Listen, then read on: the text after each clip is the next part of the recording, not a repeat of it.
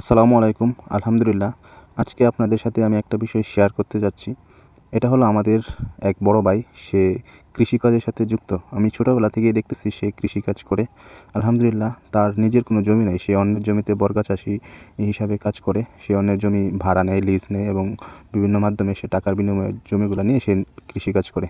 আসলে একজন মানুষের সফলতা আস্তে, আস্তে আসে। সে দেখেন রাতের আঁধারে কী সুন্দরভাবে সে চারা রোপণ করতেছে, বেগুন চাষ করতেছে। সে অনেক ছোটোবেলা থেকেই সে এইসব কাজ করে নিজের একটা ফ্যামিলি চালাইতেছে সে। আলহামদুলিল্লাহ তার সংসার আল্লাহর রহমত খুব ভালোভাবেই চলে। সে দেখেন কীভাবে কাজ করে রাত্রেবেলা, দিনে অন্য কাজ করে এবং রাত্রেবেলা সে চারা রোপণ করতেছে।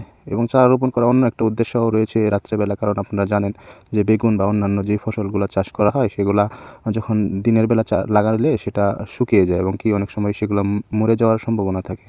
তাই সে বিকালবেলা থেকে শুরু করেছে এবং রাত্রেবেলা পর্যন্ত সে চারা লাগাচ্ছে। হয়তোবা সে আরও রাত্র পর্যন্ত প্রায় 10টা, 12টা, 1টা পর্যন্ত সে চারাগুলো লাগাবে। তার জমিতে এখনও অনেক জায়গা রয়েছে, সেগুলো পরিপূর্ণ করবে এই চারার মাধ্যমে।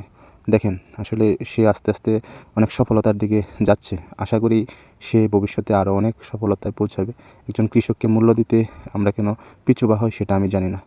ভাইটির জন্য সফলতা কামনা করি এবং আমরা যেন সবাই কৃষককে এই তাদের যথাযথ মূল্যায়ন করি এবং তাদেরকে সম্মানের চোখে